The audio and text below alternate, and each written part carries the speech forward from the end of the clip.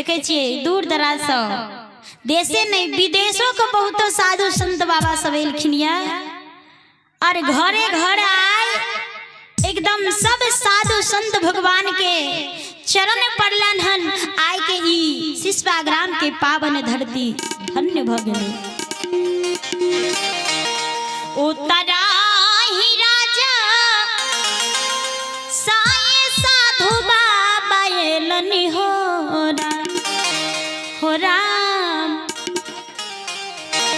राम बैसी गेलै सबरी के दुआरिया हो राम बैठी हो गेलै सबरी के दुआरिया हो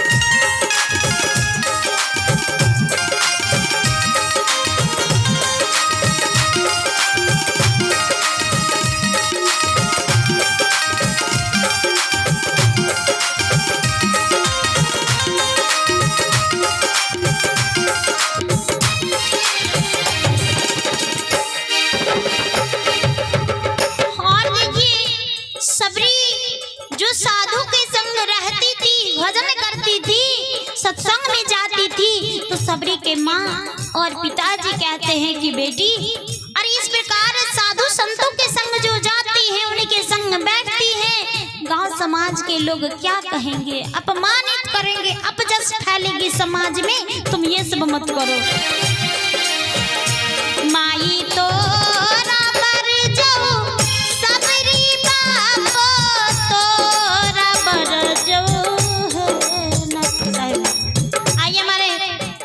धर्म प्रेमी भाई जी जिन्होंने प्रसिद्ध किए हैं, परमात्मा परिवार सहित सबों को सदा खुशी आनंद रखे। प्रेम जोली सदगुरुदेव की। माई तो सबरी बाप तोरा पर जब है ना, सबरी छोड़िए दे हो साधु संगतिया है ना, सबरी छोरी है देहु साधु के संगतिया है ना।